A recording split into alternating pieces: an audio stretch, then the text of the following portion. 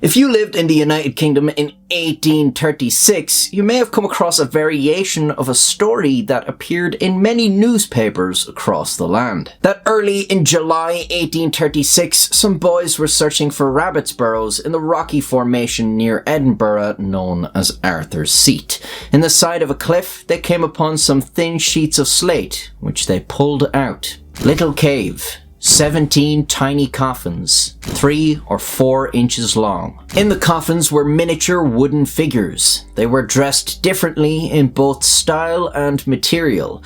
There were 2 tiers of 8 coffins each, and a third one begun with 1 coffin. The extraordinary datum which has especially made mystery here, that the coffins had been deposited singly in the little cave and at intervals of many years. In the first tier the coffins were quite decayed and the wrappings had mouldered away. In the second tier the effects of age had not advanced so far and the top coffin was quite recent looking. Unfortunately, the 17 coffins and their miniature occupants did not survive as well as the story of their discovery, with many of them being lost or destroyed, seemingly due to mistreatment by the boys who found them. Thankfully, 8 have survived to today and can be seen on display in the National Museum of Scotland. Technically, there are 9 on display, but we'll address that mystery in a bit. But firstly, what are these things? Who buried them and why? Well, let's see what the newspapers at the time had to say. The same month the tiny coffins were found, the Scotsman printed the following. Our own opinion would be, had we not some years ago abjured witchcraft and demonology, that there were still some of the weird sisters hovering about Mushat's cairn or the Windy Gowl, who retained their ancient power to work the spells of death by entombing the likenesses of those they wished to destroy.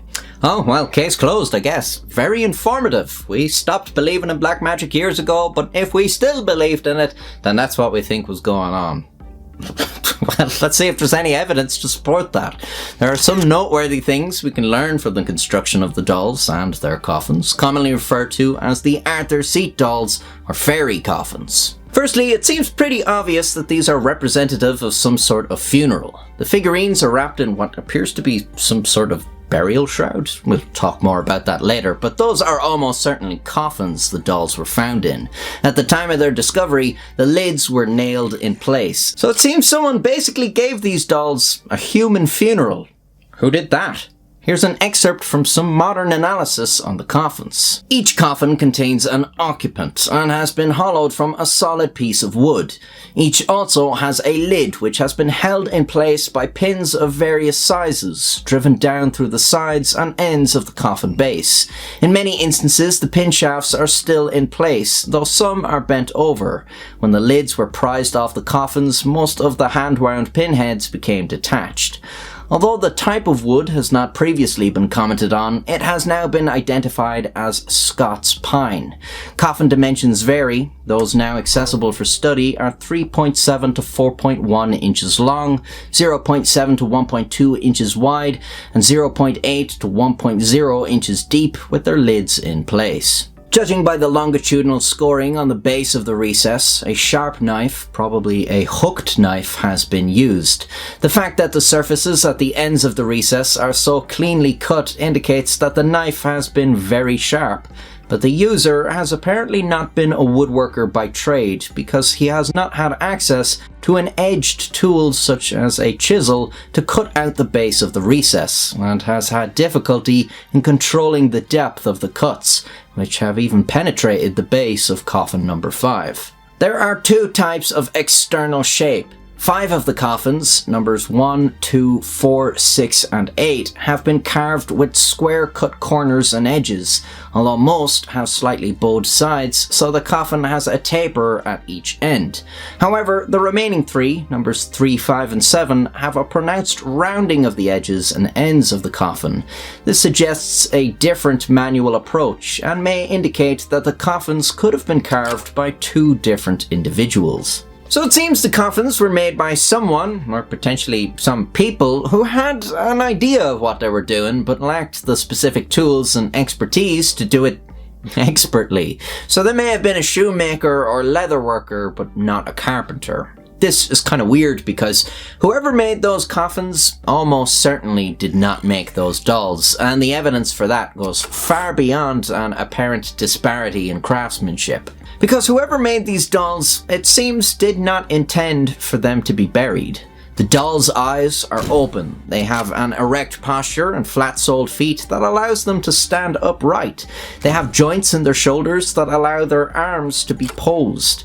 These were surely designed as representations of living people, not dead bodies. Historians think the dolls were actually originally toy soldiers, and the coffins were made specifically to bury them. The most compelling evidence for this is the fact that some of the dolls are missing their arms. Just damage sustained throughout the years, right? Wrong. We know some of the dolls, at least, were buried already missing their arms, because there's not enough room in the coffin for them to have fit with their arms attached. So either someone made coffins for broken toys, or they broke off the arms to make them fit. The cotton cloth wrapped around at least one of the dolls indicates it did not have its arms when it was wrapped. So the coffins and burial shrouds were a later addition to the pre-existing figures, assumedly added shortly before burial. The cloth gives us our best guess as to when these figures were buried.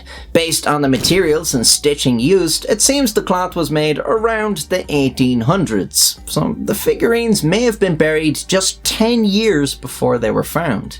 How long the figurines existed before they were buried is unknown. Did the person who buried them already own the figurines, or did they have to go out and acquire them specifically for this? The article I read from at the start mentions they had been found in varying states of decay, suggesting they had been buried over a long period of time, but it's equally possible that they were buried all at once, and just some of them were more exposed to moisture and damage throughout the years. So why did someone go to all this effort to stitch little grave clothes and build coffins to bury what appear to be toys? That doesn't sound like a happy story. Some sort of witchcraft? Well, some newspapers at the time had more reasonable suggestions. The Edinburgh Evening Post references an ancient custom which prevailed in Saxony of burying in effigy departed friends who had died in a distant land. While the Caledonian Mercury reported, "We have also heard of another superstition which exists among some sailors in this country, that they enjoined their wives on parting to give them Christian burial in an effigy if they happened to be lost at sea." That might be our best guess, that each figurine represents a real deceased person whose body could not be recovered for a proper burial, and this was done by friends and or family. But 17 coffins, discovered in 1836 and probably buried not long before. I mean, we're not talking about a Stone Age artifact. Somebody's got to know something about this. The person or people who buried these things may very well have been alive when the discovery was making the news. Nobody at the time could recall something like, "Oh, there was those 17 sailors killed in that big shipwreck a few years back," or, "Oh yeah, the MacLeods lost a lot of family to illness in a short amount of time, maybe it's them." Well, there is one story from around that time that fits. The story of Burke and Hare, the famous Irish murderers who sold corpses to anatomists for dissection. In 1827, in Edinburgh, an elderly man died in Hare's boarding house, and Burke and Hare secretly sold the body to Dr. Robert Knox. Well, apparently this was so profitable for them, they decided to spend the next year murdering 16 people to sell their bodies. So in total, they left 17 bodies in their wake, and about 10 years later, 17 little coffins are found buried in the area. The connection is fairly tenuous. Burke and Hare had quite a lot of female victims, but the dolls are all male, seemingly soldiers. And who would have done this for each individual victim? Maybe someone whose religious sensibilities were so offended by the mistreatment of the bodies that they just had to give them a Christian burial to the best of their ability and just didn't divulge this with a great many people. You know, someone that said, if there's only one person in the world that's going to try to correct the injustice done to these people, then I'm going to be that person, because I don't want to live in a world where that doesn't happen. Well, that's just pure speculation. The reality is we don't know who buried these dolls or why, but there is a twist. I mentioned there are only 8 surviving coffins. So how does the National Museum of Scotland have 9?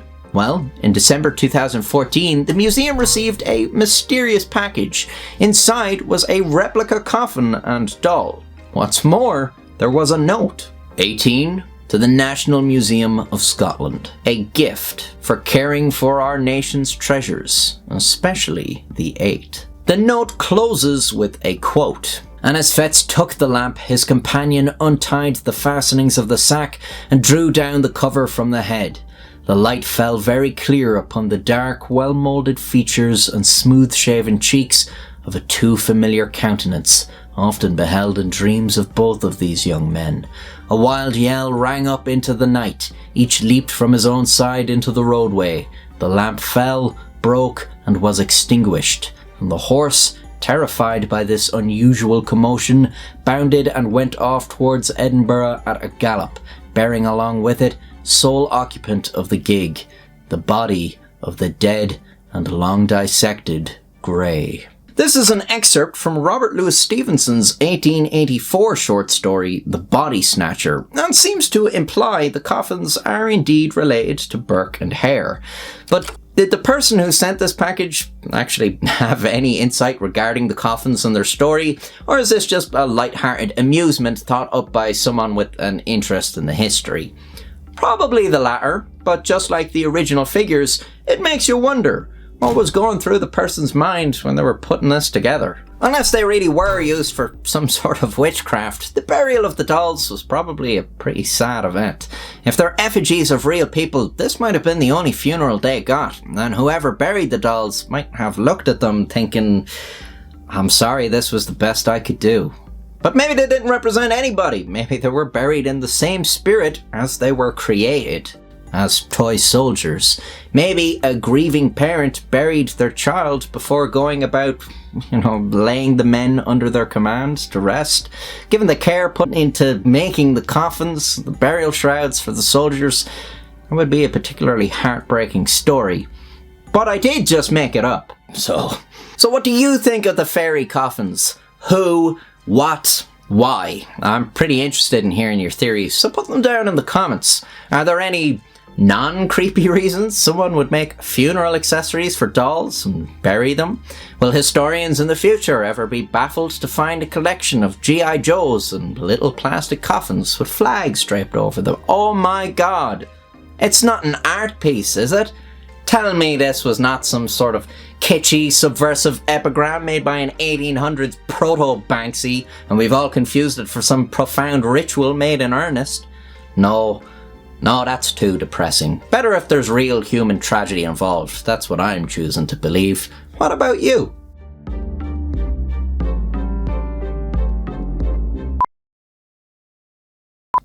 I have a bad feeling that got fucked up somewhere along the line. Alright, so this... okay.